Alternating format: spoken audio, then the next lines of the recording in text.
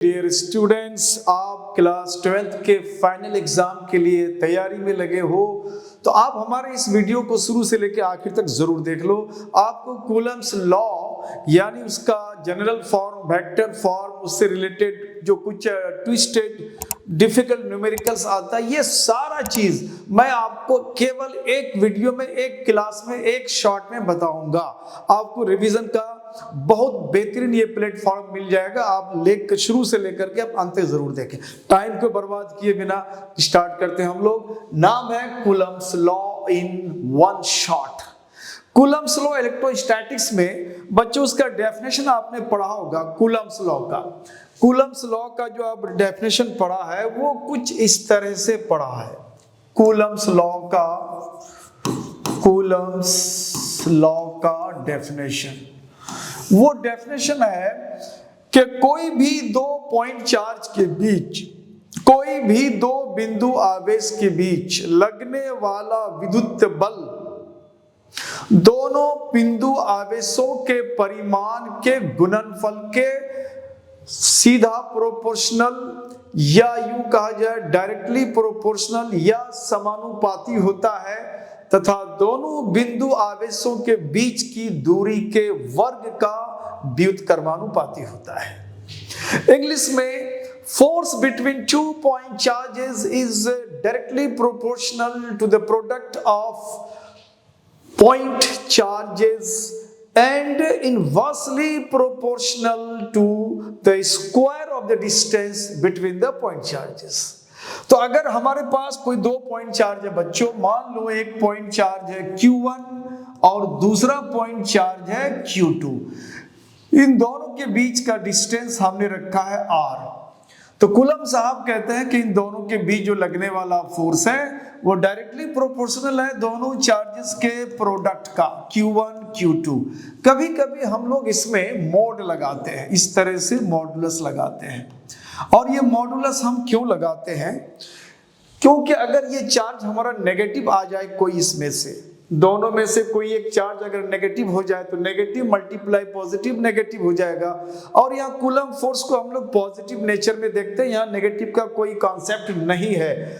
तो इसलिए अगर नेगेटिव हो तो इसमें मोड लगने से पॉजिटिव हो जाएगा।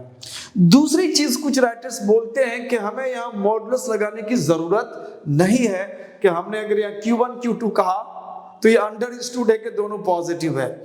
जब तक किसी चार्ज को हम नेगेटिव शो नहीं करें माइनस के साथ या बोल के कि ये नेगेटिव चार्ज है, तब तक वो चार्ज अंडरस्टूड है पॉजिटिव। तो हमारे लिए ये चार्ज अंडरस्टूड पॉजिटिव है तो हमें इसकी जरूरत ना है, इसके बिना हम लोग इसको आगे बढ़ सकते हैं। तो ये हो गया पहला लॉ। दूसरा कहता है कि दोनों के बीच के दूरी के स्क्वायर के, यानी square of the distance between point charges का इनवर्सली प्रोपोर्शनल यानी रेसिप्रोकल हो जाएगा। अब इन दोनों को इक्वल करते हैं बच्चों, तो ये दोनों को अगर हमने कंबाइन करा तो ये हो जाएगा Q1 Q2 upon R square. अब ये साइन ऑफ प्रोपोर्शनलिटी को अगर हटाते हो तो सम कांस्टेंट, यहाँ कूलम कांस्टेंट हमने मल्टीप्लाई करा जो मैथमेटिक्स का रूल है, तो ये हो गया R स्क्वायर। यहाँ पे हमने जो K लिया है बच्चों, दिस K, इसको हम लोग बोलते हैं कूलम्स कांस्टेंट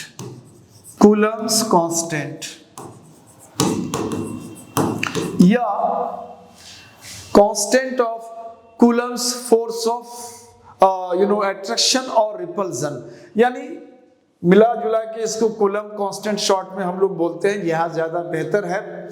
अब ये जो कूलम कांस्टेंट है ये डिपेंड करता है कि ये दो पॉइंट चार्ज हमने जो रखा है, इन दोनों के बीच में क्या कोई दीवार है कंक्रीट का, या कोई ऐसी चीज है जो इन दोनों माध्यम के बीच अपार्ट फ्रॉम एयर, वायु या फ्री स्पेस जिसको हम वैक्यूम कहते हैं, उसके अलावा कोई चीज है या नहीं है, यानी दोनों चार्जेस के बीच में कोई मीडियम है या नहीं है, उसके हिसाब से ये फोर्स का वैल्यू तय होगा। इसका मतलब है दोनों चार्जेस के बीच के मीडियम का बहुत बड़ा रोल है।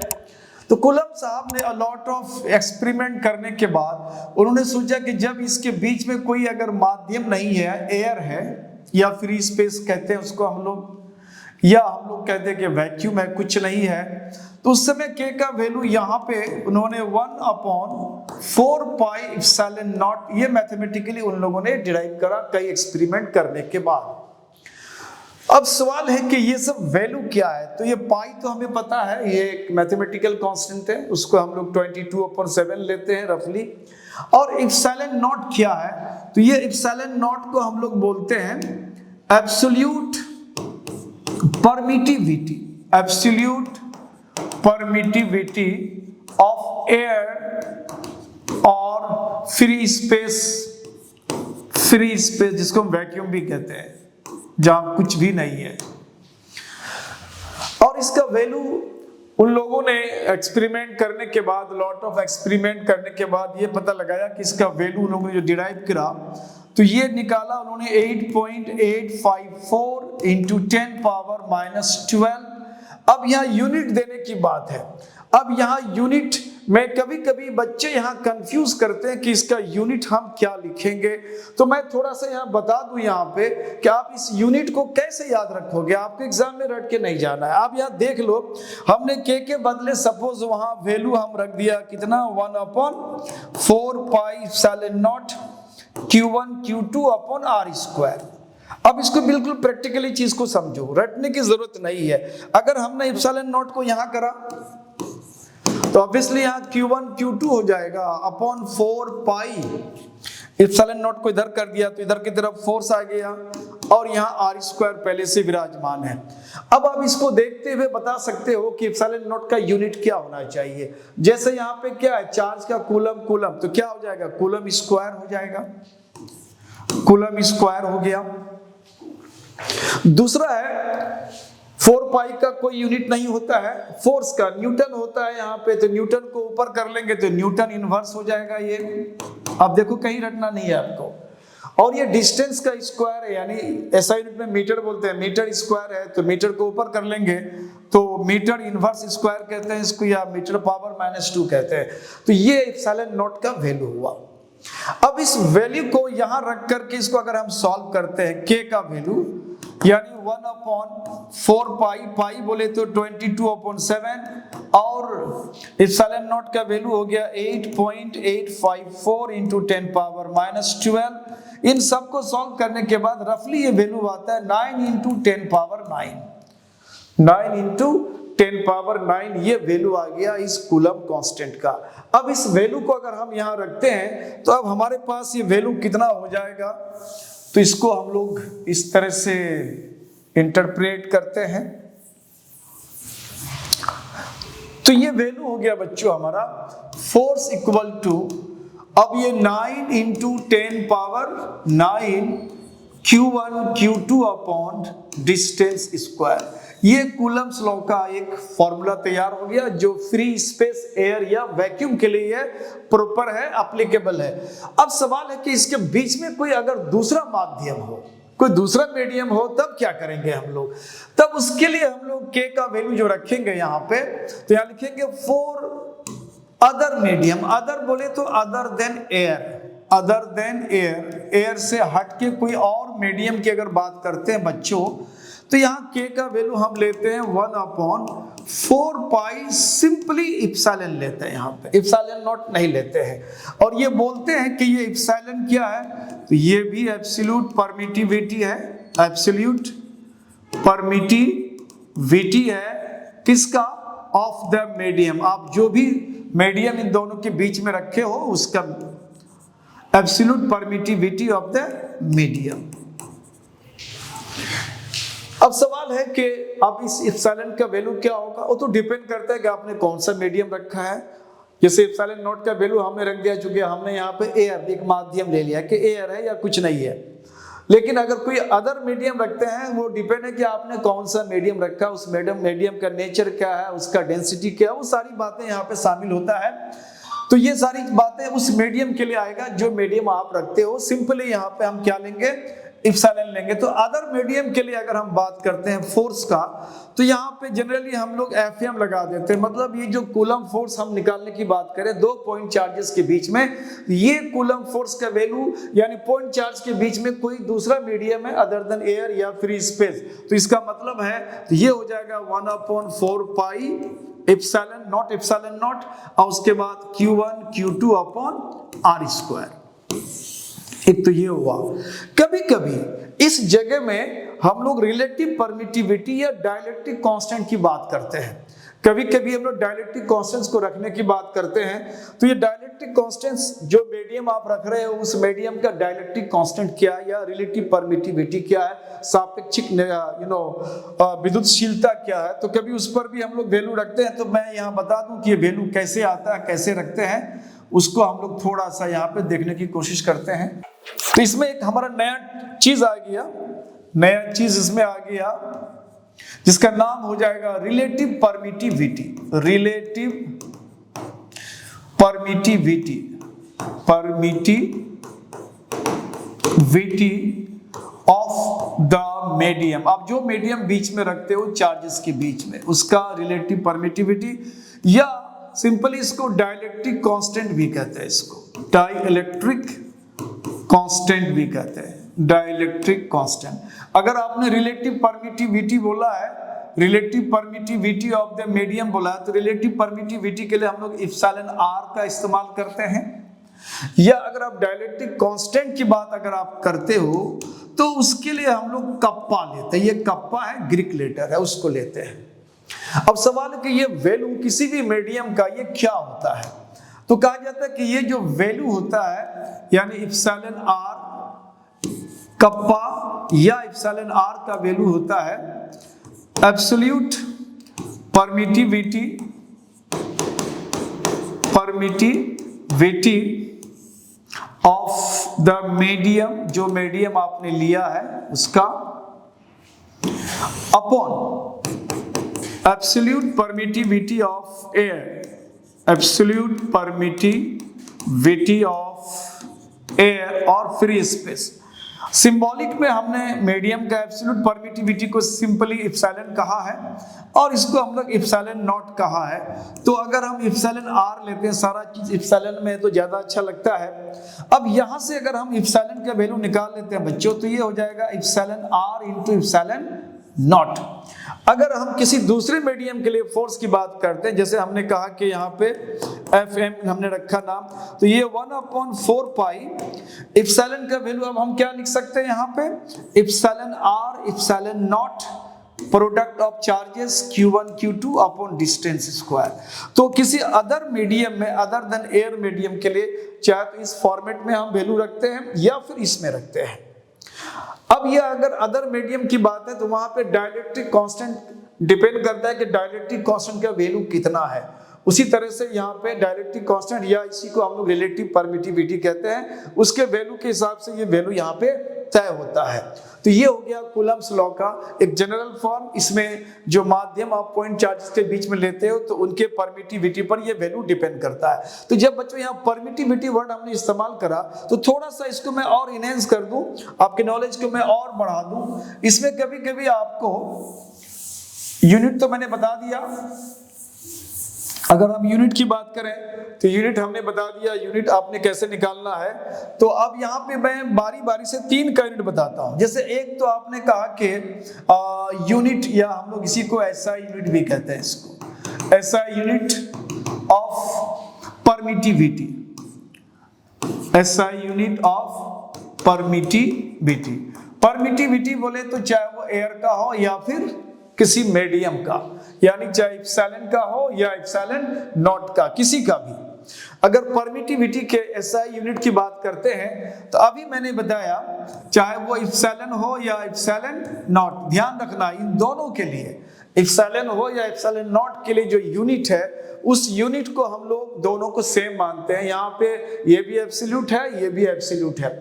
ये एयर के लिए, फ्री स्पेस के लिए, किसी मीडियम के लिए है। तो अभी मैंने बताया कि वो वैल्यू कितना होता है, तो मैंने कहा कि उसको आपको याद नहीं रखना है, आपको याद नहीं रखना है, आपको ट्री की इसको वैल्यू निकालना आना चाहिए। जैसे यहाँ अभी हमने एप्सिलॉन को रखा है, तो अब यहाँ से आप समझ सकते हो, एप्सिलॉन को हमने यहाँ कर दिया, ठीक है, तो फोर्स नेचुरली यहां आ जाएगा, F यहां आ जाएगा।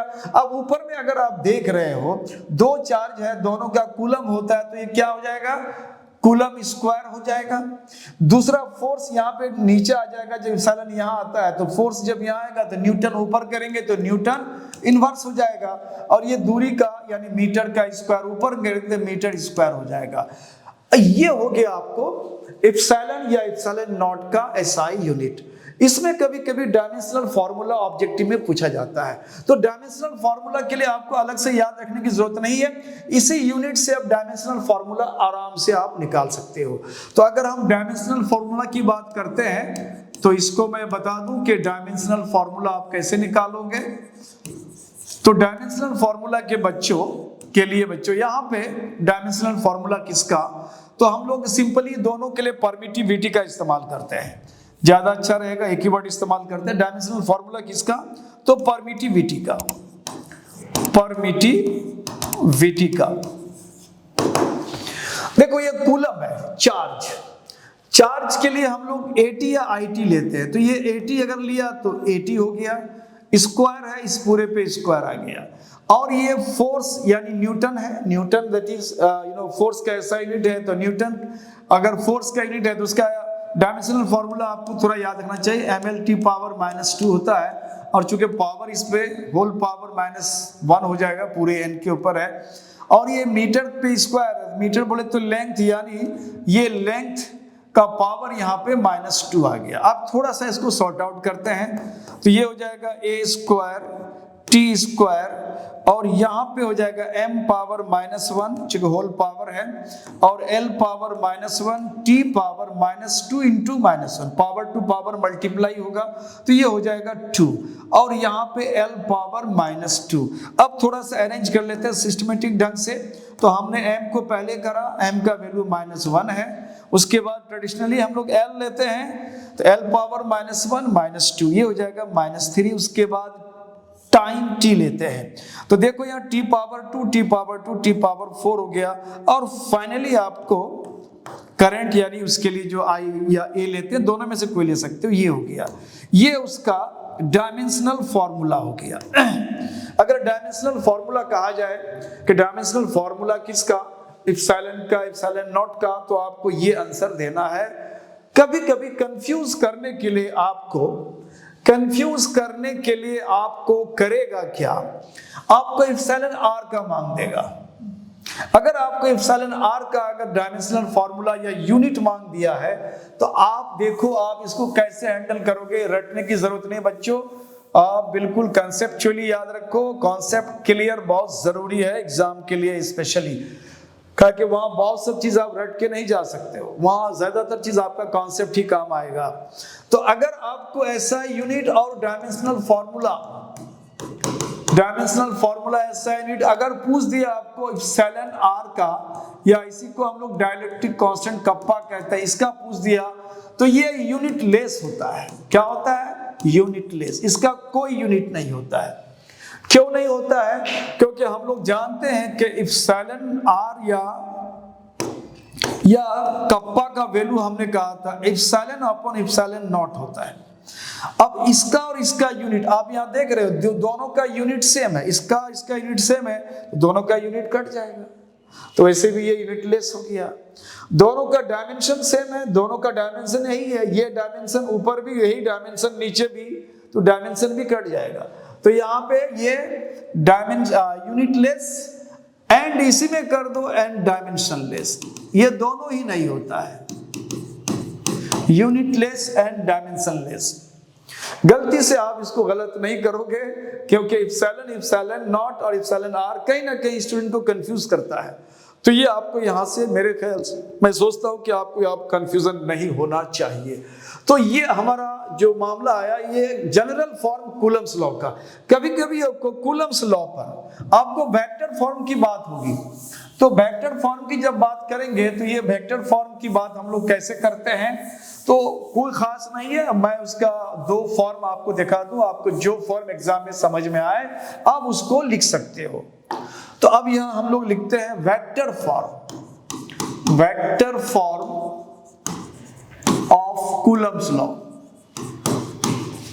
Vector form of Coulomb's law. Coulomb's law का, कूलम के नियम का सदिश रूप, इसको हम लोग एक्सिस में लेके दिखाते हैं। मान लीजिए हमारे पास 3 एक्सिस है, this is X axis, Y axis and Z axis.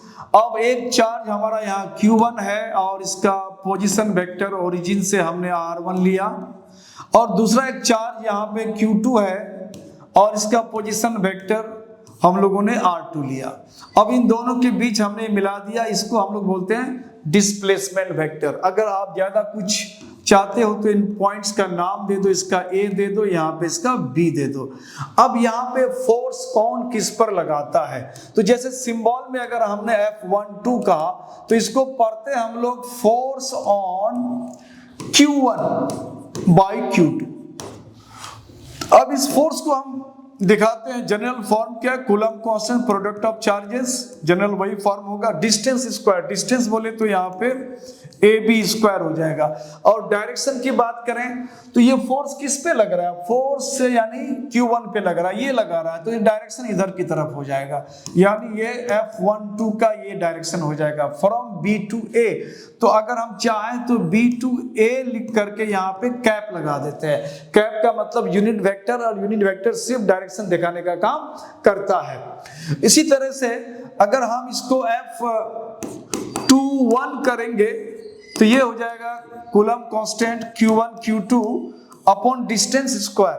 तो डिस्टेंस तो हमारा वही रहेगा, AB कहो या BA कहो, डिस्टेंस चेंज नहीं करता है, डिस्प्लेसमेंट चेंज करेगा डायरेक्शन। तो यहाँ पे डिस्टेंस स्क्वायर। अब यहाँ पे फोर्स किस पे लग रहा है, Q2 पे, और कौन लगा रहा है, Q1, तो डायरेक्शन इधर हो जाएगा F21। तो डायरेक्शन हो गया फ्रॉम A to B, तो इसको A to B करके यहाँ पे हम लोग कैप लगा देते हैं। अब अगर इस डायरेक्शन को अगर हम चेंज करना चाहें, Q1 Q2 upon AB square, और इसको A to B नहीं कह के अगर B to A कहेंगे डायरेक्शन, तो यहाँ पे माइनस लग जाएगा, क्योंकि जब वेक्टर को जस्ट अपोजिट डायरेक्शन में कर देते हैं तो उसका साइन चेंज हो जाता है। तो ये माइनस को बिल्कुल शुरू में कर देते हैं, तो माइनस के Q1 Q2 upon AB square, और यहां हो गया आपको BA यूनिट वेक्टर कैप। और ये वैल्यू हमारा क्या है, तो ये वैल्यू आप देखोगे, ये वैल्यू यहां से आ रहा है, बिल्कुल एग्जैक्ट वही है। तो F12 है तो ये हो गया F12, माइनस लगा हुआ है तो F12। इसका मतलब है कि ये जो वैल्यू आया हमारा F21 इक्वल टू आया माइनस F12, यानी ये बताता है कि ये दोनों चार्जेस के बीच लगने वाले फोर्स का मैग्नीट्यूड सेम है, और नेगेटिव बताता है कि डायरेक्शन अपोजिट है। एक तो ये हो गया। कभी कभी ऑब्जेक्टिव में आपको इसका एक फॉर्मेट पूछ देता है कि which of the following indicates the vector form of Coulomb's law. Coulomb's law का वेक्टर फॉर्म इसमें से कौन दर्शाता है, कौन बताता है। तो थोड़ा सा यहाँ पे हम लोग पोजीशन वेक्टर की बात करा तो उस फॉर्मेट में इस वैल्यू को हम रख के बताते हैं कि ये वैल्यू हम लोग कैसे रखते हैं। जैसे हमने कहा कि ये F, जैसे इसी को लिया हमने F21 ले लिया, तो ये हो गया Q1 Q2 अपॉन 2-1। अब हमें ये देखना है कि ये फोर्स किधर से किधर लग रहा है। अगर हम सिंपली इसके डिस्प्लेसमेंट वेक्टर की बात करेंगे तो यहाँ का जो डिस्प्लेसमेंट वेक्टर होता है बच्चों, तो अगर आपने A to B कहा, अगर आपने कहा कि A to B displacement vector, तो B हेड हो गया, A टेल हो गया। हेड माइनस टेल, हेड यानी R2 और माइनस टेल का होता है R1। अगर आपने डायरेक्शन चेंज करा, BA करा, BA, B to A, तो अब यहाँ A हेड हो गया और B टेल हो गया, तो हेड माइनस टेल यानी A हेड, यानी हेड का पोजीशन वेक्टर R1 और ये माइनस R2 होता है। तो ये डिस्प्लेसमेंट वेक्टर होता है। तो अगर हम किसी भी वेक्टर को अगर रख दें, यहाँ पे एक चीज और जानना है बच्चों, डिस्प्लेसमेंट वेक्टर में ये जानना है कि ए बी ये वेक्टर और ये बी ए वेक्टर, ये दोनों डिस्प्लेसमेंट वेक्टर लेकिन डायरेक्शन अपोजिट है। अगर इसमें हमने मोड लगा दिया तो मोड लगने के बाद दोनों का वैल्यू सेम हो जाता है, यानी यहाँ पे डायरेक्शन खत्म हो जाता है, सिर्फ डिस्टेंस की बात करता है यहाँ पे। तो हम किसी एक को लिया हमने, जैसे वेक्टर ए बी ले लिया सपोज, चलो वेक्टर ए बी ले लिया और इसमें मोड लगा के स्क्वायर कर दिया। मोड का मतलब एरो हट जाएगा, सिंपली आप इसको ए बी कहो या फिर इसको बी ए कहो, ये डिस्टेंस माना जाएगा, not displacement, this is distance, ये डिस्टेंस हो गया। अब यहाँ डायरेक्शन देखो, डायरेक्शन क्या है, ये डायरेक्शन ए बी कैप का मतलब है कि किसी भी वेक्टर का अगर आप यूनिट वेक्टर निकालते हो, किसी भी वेक्टर का अगर आप यूनिट वेक्टर निकालते हो तो उस वेक्टर को उसके मोड से हम लोग डिवाइड कर देते हैं। जैसे मान लिया कि अगर हमने कहा कि ए बी कैप, इसका मतलब है कि वेक्टर ए बी को आपने उसी के मॉडुलस से डिवाइड करा है, यह यूनिट वेक्टर का कॉन्सेप्ट है।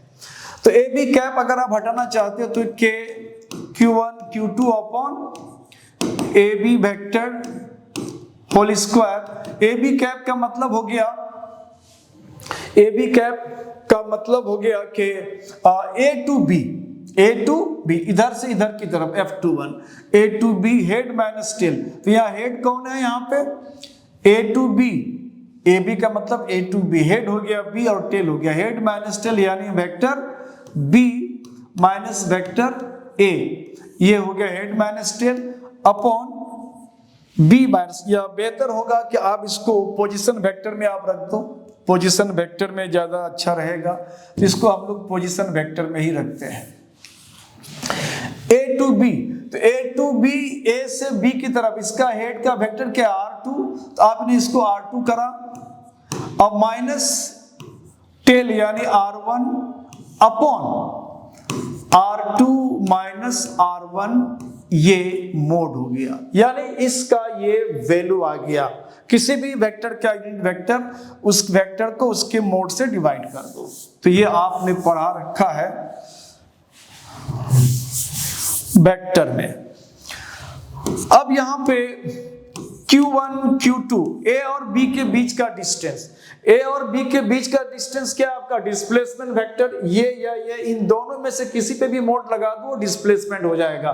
तो हम लोग सिचुएशन देख करके रखते हैं वैल्यू, यहाँ R2 माइनस R1 है तो इसको R2 माइनस R1 कर देते हैं, मोड है, और यहाँ R2 minus R1 upon R2 minus R1, ये मोड है। तो अब ये हो गया के Q1 Q2 upon R2 minus R1, ये स्क्वायर और एक फैक्टर यहाँ आ गया होल क्यूब, और ये R2 माइनस R1 हो गया ये। तो कभी कभी आप इस फॉर्म में रखो, या अगर आपने इसको ऐसे चेंज कर दिया है, जैसे हमने कहा कि Q1 Q2 अपॉन ये R2 माइनस R1 भी हम कह सकते हैं, R2 माइनस R1 को R1 माइनस R2 भी कह सकते हैं। R2 माइनस R1 यहाँ ऑलरेडी है, तो R1 minus R2 whole cube भी कह सकते हैं, लेकिन ये हम नहीं चेंज कर सकते हैं, क्योंकि इसका डायरेक्शन चेंज करने का मतलब हो गया कि वेक्टर का डायरेक्शन आपने चेंज करा, और यहाँ पे अगर हम चेंज करते हैं तो ये वैल्यू हमारा स्केलर है, इससे फर्क नहीं पड़ता है, इससे फर्क पड़ जाएगा। तो ये आपका वेक्टर फॉर्म हो गया कूलम साहब का। तो ये हमने जनरल फॉर्म, वेक्टर फॉर्म हमने सब बता दिया। कूलम्स लॉ पर बच्चों कुछ न्यूमेरिक्स है जो आपको एनसीईआरटी से पूछे जाते हैं, तो उस कड़ी में एक क्वेश्चन यहाँ पे है, thereby check the ratio ke square GME is dimensionless। पहले तो ये बताना है कि ये डायमेंशनलेस है, इसका कोई डायमेंशन नहीं है, और कह रहा है कि इसके लिए आप टेबल का इस्तेमाल कर सकते हो, देख सकते हो फिजिकल कांस्टेंट का, और उसके बाद इनका वैल्यू भी आपको बताना पड़ेगा, ये वैल्यू क्या है, और फिर कह रहा है कि ये सिग्निफाई क्या करता है, ये क्या बताता है, इसको भी हमें बताना पड़ेगा। तो कई क्वेश्चन एक साथ यहाँ पूछा गया है। तो सबसे पहले हम लोग इन सारे वैल्यूज को निकालने की बात करते हैं। तो इनके वैल्यूज को निकालने के लिए हमारे पास जो फॉर्मूला यहाँ पे K E square upon G M E और एम पी, इन सारे वैल्यूज को अगर आप देखोगे तो यहाँ पे के जो है ये कूलम कांस्टेंट है। कूलम कांस्टेंट यानी के का वैल्यू हो जाएगा 9 × 10⁹, यानी एयर या फ्री स्पेस में कूलम्ब कांस्टेंट का ये वैल्यू है।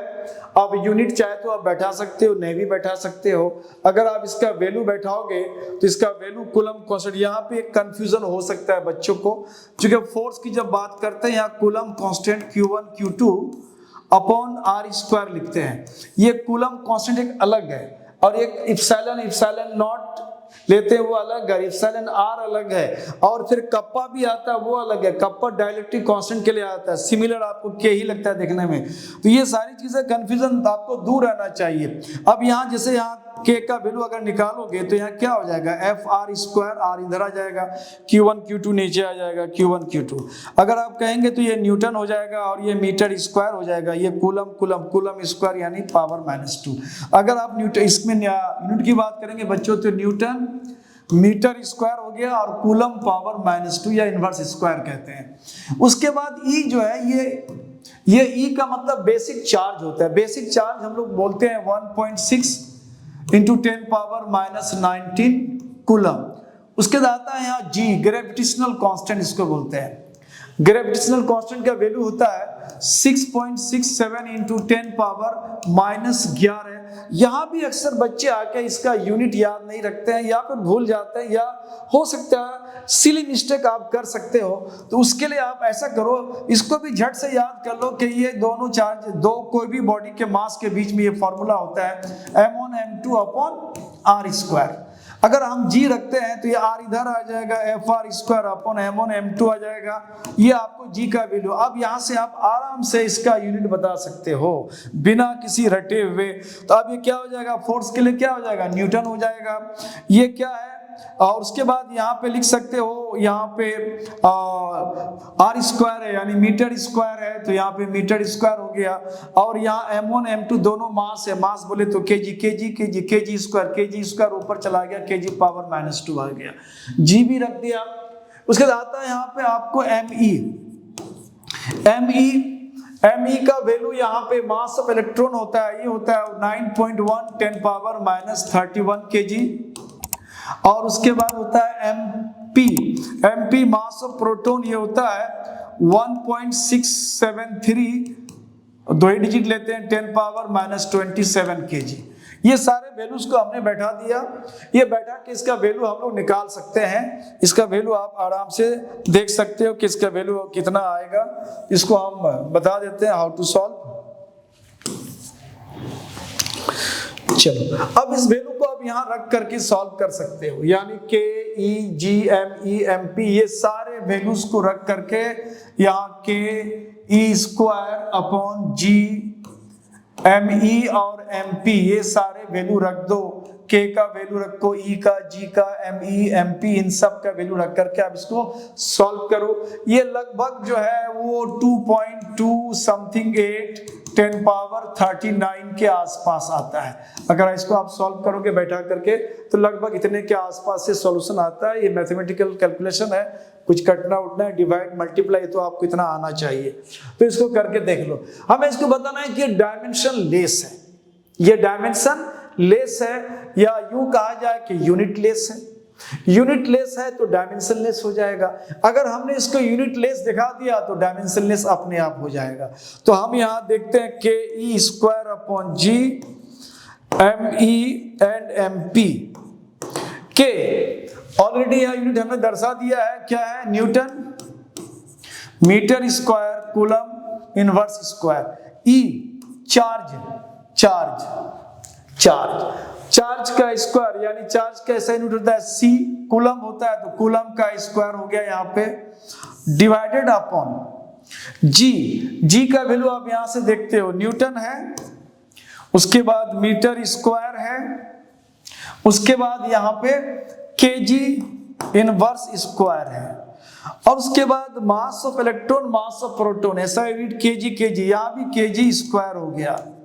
अब देखो यहाँ न्यूटन यहां से कैंसिल होता है, मीटर स्क्वायर यहां से कैंसिल हो जाता है, ऊपर में आप देखोगे coulomb power -2 coulomb power +2, power दोनों ऐड होता है तो ऐड -2 +2 C पावर 0 हो जाएगा, यानी C पावर 0। नीचे kg² kg पावर -2, इस kg का पावर जोड़ दो तो -2 +2 ये भी 0 हो जाएगा, समथिंग पावर 0 1 1 1, यानी ये डायमेंशनलेस भी है और ये यूनिट लेस भी है।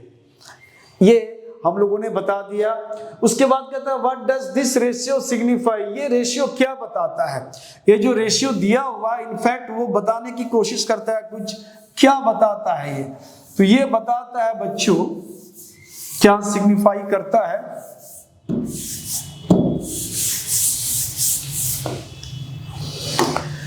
ये बताता है दो चार्ज है, एक है हमारा इलेक्ट्रॉन और दूसरा चार्ज है यहाँ पे प्रोटॉन। एक प्रोटॉन है और इसका मास है me और इसका मास है mp।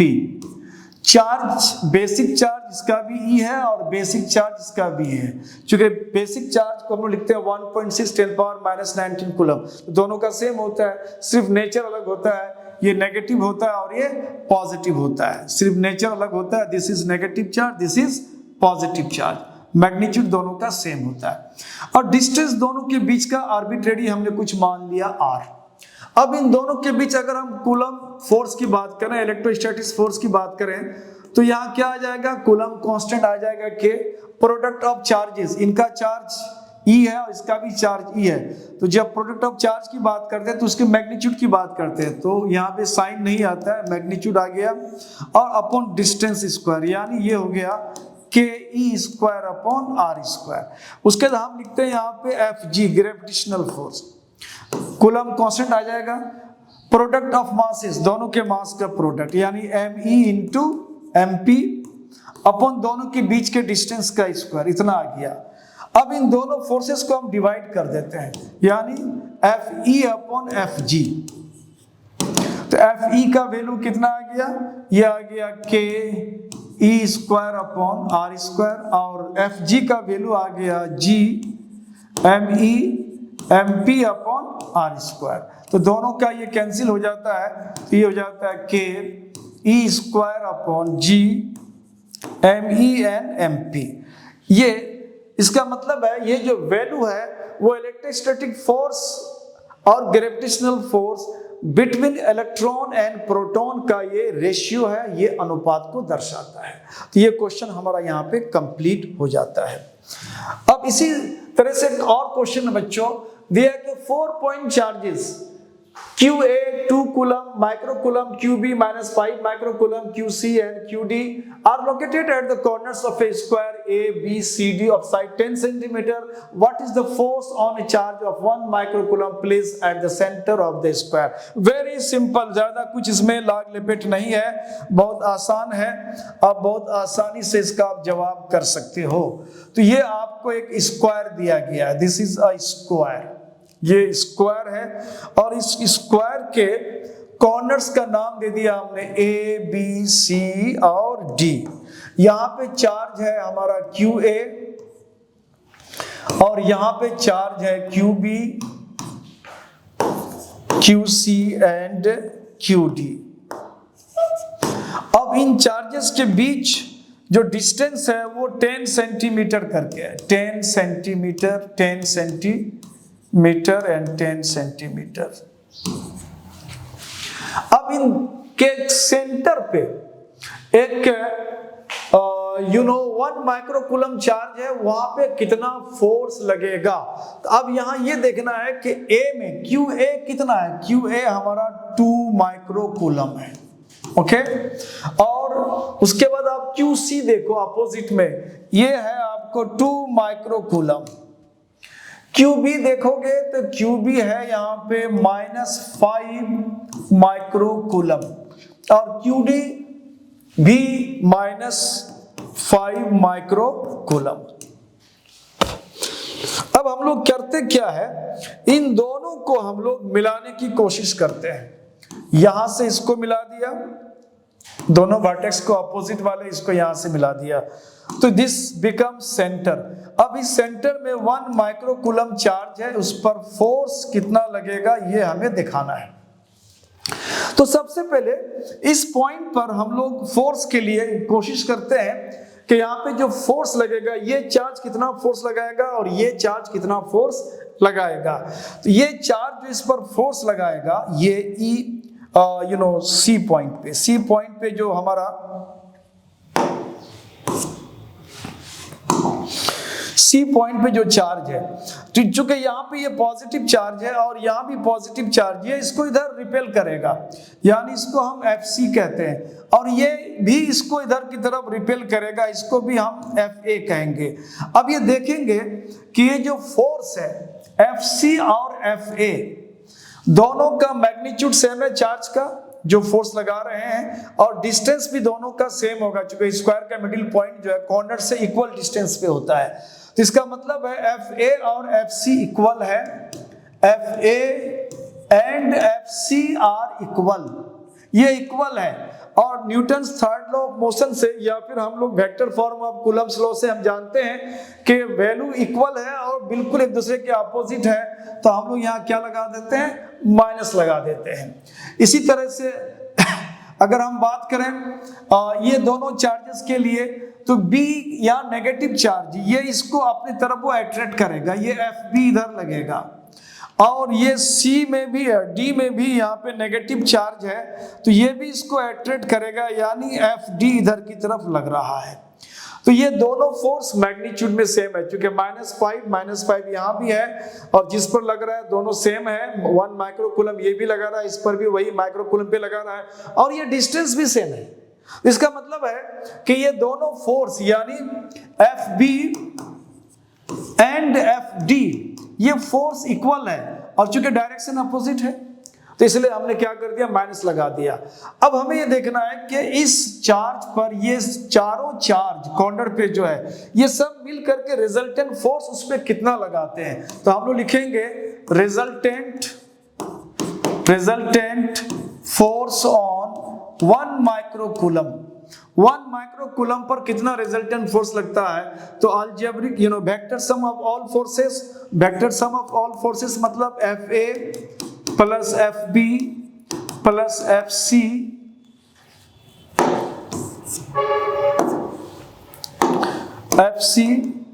And plus FD। अब चाहे तो FA और FB का वैल्यू अब बैठा, तो FA का वैल्यू है -FC और FB का वैल्यू है -FD, और इधर है FC और इधर है FD। अब ये सारा वैल्यू कट जाता है, यानी इस पर जो रिजल्टेंट फोर्स लगना है वो 0 हो जाता है। तो बच्चों ये रहा आपको कूलम्ब्स लॉ और कूलम्ब्स लॉ का वेक्टर फॉर्म, और उसके साथ जो dielectric constants epsilon naught, epsilon R, epsilon, इस तरह की बात आ गई। ये सारी बातें, उसका डायमेंशनल फार्मूला, यूनिट्स, ये सारी बातें डिस्कस करा। वेक्टर फॉर्म को 2 तरह से हमने उसको एक्सप्रेस करा, जनरल फॉर्म को बताया, उस पर बेस कुछ न्यूमेरिकल हमने बता दिया, बाकी न्यूमेरिकल आप खुद प्रैक्टिस कर सकते हो। तो इस तरह से आप एग्जाम के लिए आपका ये वेक्टर कूलम्ब्स लॉ का जो वेक्टर फॉर्म, जनरल फॉर्म यानी कूलम्ब्स लॉ का एग्जॉस्टिव आपको एक शॉट में सारा चीज आपको दे दिया गया। Thank you for watching my channel. आप हमारे साथ बने रहें, हमारे चैनल को लाइक सब्सक्राइब करते रहें, अपने दोस्तों में शेयर करते रहें, जिससे कि हमें हौसला मिले और आप सबसे ज्यादा इसका फायदा ले सकें। Thank you.